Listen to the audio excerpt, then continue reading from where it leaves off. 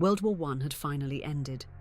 The guns had fallen silent and the world was left to pick up the pieces. But in many ways, the war never truly ended. The devastation, the political upheaval, and the unresolved tensions left behind would shape the world for decades to come. By 1919, Europe was unrecognizable. Entire cities had been reduced to rubble. Millions of soldiers had died, and millions more returned home wounded, many with injuries so severe they would never fully recover. Entire generations were lost, and the scars of war ran deep. For the victors, the post-war years were supposed to be a time of rebuilding. But instead, economic hardship and political instability made peace fragile. Countries like Britain and France, despite winning the war, were drowning in debt.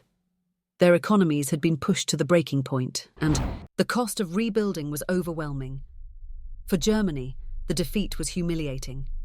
The Treaty of Versailles had crippled its economy, stripped away its military power, and forced it to take full responsibility for the war.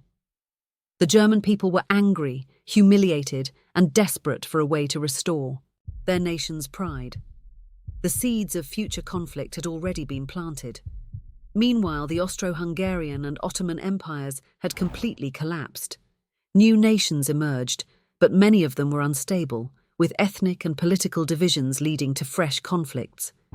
In Russia, the Bolsheviks had taken power, and the country was plunged into a brutal civil war that would eventually give rise to the Soviet Union. In the United States, the war had propelled the country onto the world stage as a major power. But Americans were exhausted by war and wanted nothing to do with Europe's problems.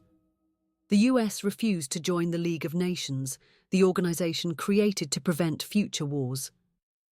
Without the world's most powerful new nation involved, the League was weak from the start.